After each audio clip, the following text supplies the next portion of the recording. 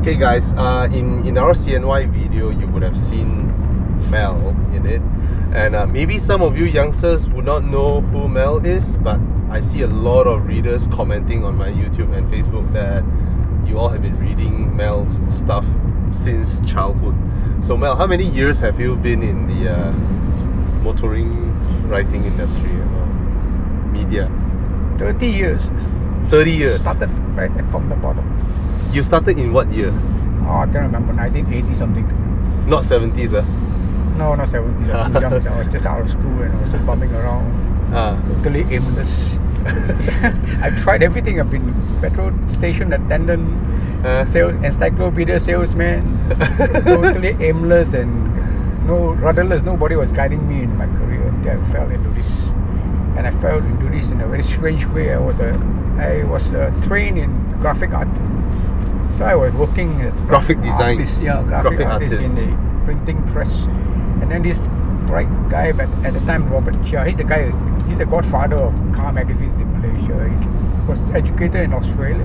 He saw the car magazines there. He came back with this idea, hey, could do this in Malaysia. So he actually started a car magazine called Asian Auto all the way back in the 70s. So he was the very first one, very first. And everybody here in Singapore had never seen a local. Is it the first in the region? Yes, definitely. English speaking or any other language. It was the first motoring magazine.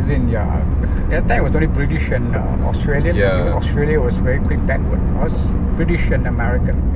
So when this guy started his magazine, he for talent, of course there were no motoring writer. For talent, he convinced this guy by the name of Shariz Al Hussein. He used to work for the Ministry of Education in charge of exam syndication. And he was very frustrated with his work and position. So this Robert Chia convinced him to come out and become his editor, managing editor of his magazine. And he got it started. Nice. And then it so happened that I was working in the printer that he was printing the magazine in, and he used to come to this place and he saw me. I was there, this young guy doing the graphic art. I was just doing art, the design in the desk, and he used to come very often. Then he noticed, because I do a lot of doodling and invariably all about cars and motorbike, and I'll paste the things at the back of my wall, and he'll notice. And one day, hey, you're very good at drawing this, I need you in my magazine. So he took me away from that place and set me up as the studio artist. And then from there it started, because in those days the operation were all very, very small. Everybody did everything, and some of them got lazy and were short-handed. So he threw a camera in my hand and asked me to go and take some pictures or cover this event, and it started from there. Obviously, after a while, the editor realized that I was much better at writing than at design. Got more and more car to drive, and we did everything. Really learned everything from the ground up until. He's done a lot of crazy stuff. He told me that he's done, like, he just told me that he once went to a Honda racetrack driving a race car without steering wheel, right? Moved by itself. It's about 15 years ago. We were invited by Honda to Tokichi. And one of the cars that we were allowed to drive was this Honda Civic. You sit in there and there's no steering wheel in front of you. And you could drive around the circuit. I mean, the technology was there, and because it's a race circuit, they had all the sensors for the system to pick up. And you could just drive. You could even be blindfolded. And you've raced for Bufori as well, right? I raced for Bufori. I raced for Ford. I drove for Ford Laser in the Dastan Patu Tiga circuit. Epic. So we're gonna hear a lot more from Mel, and there's a lot from us to learn from him, and it should be interesting. One of the reasons why I decided to opt for retirement, give this all up, because when the transition became internet based, I thought this game was all for young people, but I just couldn't work up the enthusiasm. And the young people all seemed to be expert. Anybody with a keyboard and the internet connection was an expert. So I just stepped away and said, this is enough for me. So this is a new thing for me, and see if we can do this. Alright, cheers guys. Hi. It's funny, but it's true. Every time I introduce a very expensive cars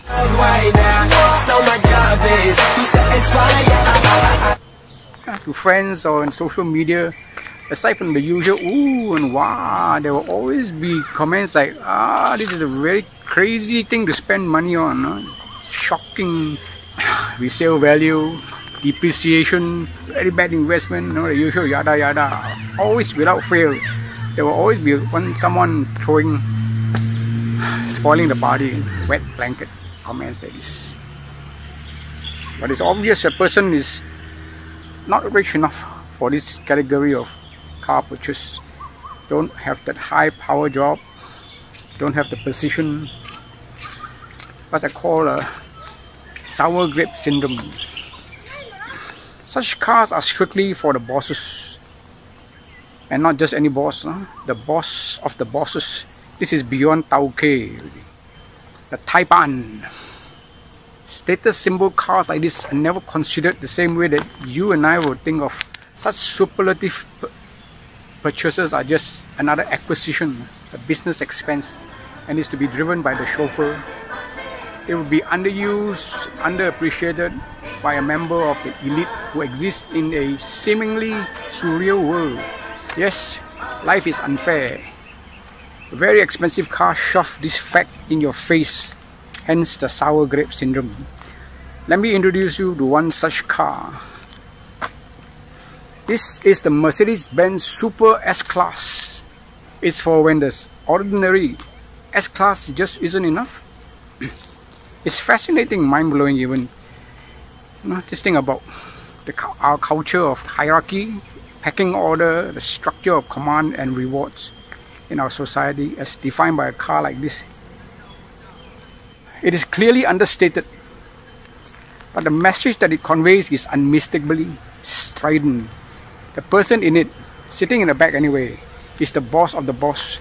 A car like this gets saluted at every guardhouse. You have to sit in a car like this to experience this phenomenon.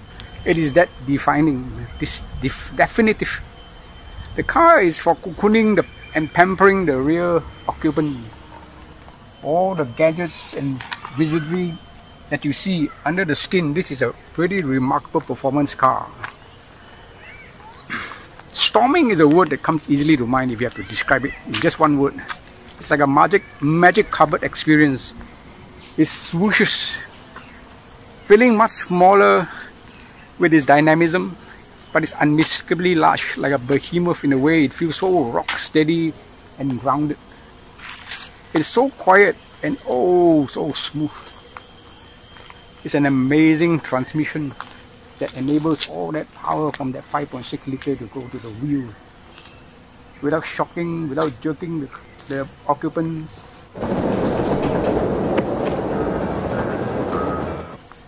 Just phenomenal car. That face, that grille can clear traffic so effectively it bullies other road users. And when you blast horn and blast past them, they don't feel that anger. It's just acknowledgement that it's a very, very important person who's going by. But usually it's just the driver, because I think his boss won't allow him to be so rude. This car is defined by a whole different package. The super luxe version called the Maybach. It's a very interesting story of the Maybach. Easy enough explanation for this inclusion in the Mercedes-Benz lineup, but it's been a very awkward and painful journey for this brand, and a very drastic fall from grace. The Maybach that I was first introduced to was a standalone brand with Mercedes. It was Mercedes' bold attempt at going for the highest level of car ownership, the Rolls-Royce and the Bentley world. BMW did it by acquiring Rolls-Royce, Volkswagen, Audi doing it with Bentley. Mercedes thought they could get the deal done with their Maybach heritage. But that wasn't the case. It was never a question of capability. Mercedes threw everything into the first Maybach. It was a supercar in terms of luxury, refinement, equipment level, technology and performance. It was literally the very best that Mercedes had at their disposal. But That luxury on wheels fell short on one very significant element, and that is distinction. As an instantly recognized status symbol, the Maybach failed quite miserably. Most people did not even know what car it was, and in that very category of cars, that is a very serious shortcoming indeed. You choose a car like this to announce to the world that you have arrived. The last thing you want to have to do is have to explain what the car is or why you chose it instead of one of the more established cars. But this Mercedes ambition for Maybach was scuttled from day one. For this failure to stand out. The car was going nowhere. It never went anywhere. You never saw the car in pop culture. I mean, did you ever see the Maybach featured in music videos and summer blockbuster movies or shows featuring the rich and famous? It was never the choice because it lacked the presence. The Maybach project is a case study for most of the other car manufacturers. Their track record, so many successes with so many models through the years and the generation, and their heritage, there is no guarantee of success no matter how much money you throw at it. The Maybach venture became one huge hole that Mercedes have to keep pouring money into, and they could never see the bottom of it. The brand became an embarrassment, taking off a piece of the shine from the three-pointed star. The shareholders were not amused and were making a lot of noise, so they canned it. Now the Maybach is just a trim level. Yes, it's a fickle and shallow world, a very image-conscious one, with clear winners and losers. But you can't really feel sorry for Mercedes because the entire success was built on such sentiments. They just couldn't seem to rise above the S-Class. The way I see it, there's still one option open to the company. Be like a winner. Pump in even more money and make the car bigger, longer, ride higher and with more power in engine output as well as image. Offer it as a grand SUV tourer with all-wheel drive and all the bells and whistles for you to go head-to-head with the Rolls-Royce Cullinan and the Bentley Pedagna. Then Maybach would be a formidable entity. It would surely be taken more seriously, recognized by everyone instantly. It's doable, right? This is Mercedes-Benz we are talking about. Maybach definitely deserves more than being a minor batch, even on a superlative sedan like this. I will send Mercedes my consultant's fee if they decide to go that direction.